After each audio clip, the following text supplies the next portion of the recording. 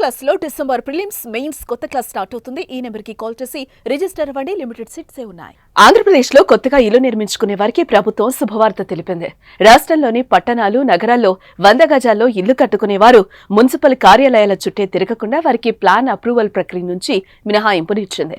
అలాగే 300 గజాల్లోపు ఇల్లు నిర్మించుకునే వారికి అనుమతులు మరింత సులభతరం చేయనుంది. కాగా ఇంటి నిర్మాణానికి కేంద్ర ప్రభుత్వ నిధులతో కలిపి రాష్ట్ర ప్రభుత్వం 4 లక్షలు ఇవ్వనున్నట్లుగా తెలుస్తోంది. ఇందులో కేంద్రం తన వాటాగా 2.5 లక్షలు అందించనుంది. రాష్ట్ర ప్రభుత్వం వాటాగా ఖచ్చితంగా మరో 1.5 లక్షలు ఇవ్వనున్నారు. ఇల్లు కట్టుకునే వారికి శుభవార్త అందించడమే కాదు, గురువారం జరిగిన కేబినెట్ భేటీలో ఏపీ ప్రభుత్వం పలు కీలక నిర్ణయాల్ని తీసుకుంది. రాష్ట్రంలోని 475 జూనియర్ కళాశాలల్లో మధ్యాహ్న భోజనం అందించేందుకు మంత్రిమండలి ఆమోదం తెలిపింది. ఈ పథకం ద్వారా 1.41 లక్షల మంది విద్యార్థులకు లబ్ధి చేకూరనుంది. జల్ జీవన్ మిషన్, రాజధాని అమరావతి పనులతో పాటు పలు అంశాలపై మంత్రివర్గం కీలక నిర్ణయాలను తీసుకుంది.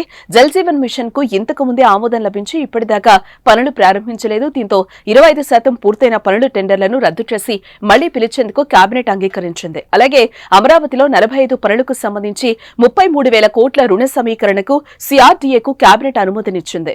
హడ్కో ద్వారా 11,000 కోట్లు రుణం తీసుకునేందుకు కేబినెట్ అప్రూవల్ వచ్చింది.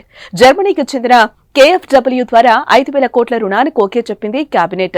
బుడమేరు సహా 10 జిల్లాల్లోని వరద ప్రభావిత ప్రాంతాల్లో రుణాల రీషెడ్యూల్ కు అంగీకారం తెలిపింది. ధాన్యం కొనుగోలు కోసం మార్క్ఫెడ్ ద్వారా 1000 కోట్ల రుణం తీసుకోవడానికి మంత్రిమండలి గ్రీన్ సిగ్నల్ ఇచ్చింది. పోలవరం ఎడమ కాల్వ రీటెండర్ కు కూడా అనుమతి లభించింది. పుంగనూరు బ్రాంచ్ కెనాల్ లైనింగ్ పనులకు కూడా గ్రీన్ సిగ్నల్ ఇచ్చింది. వీఈతో పాటు క్లీన్ ఎనర్జీ కోసం ఎన్టీపీసీ ద్వారా పెట్టుబడుల కోసం జాయింట్ వెంచర్ ఏర్పాటు చేయాలని మంత్రిమండలిలో నిర్ణయించారు. 1,70,00,000 కోట్ల పెట్టుబడులతో విద్యుత్ ఉత్పత్తి యూనిట్ల ఏర్పాటు చేయాలని కేబినెట్ భేటీలో నిర్ణయించారు. రెన్యూవబుల్ ఎనర్జీ డెవలప్మెంట్ కార్పొరేషన్ తో ఎన్టీపీసీ జాయింట్ వెంచర్ కు కేబినెట్ ఆమోదం తెలిపింది.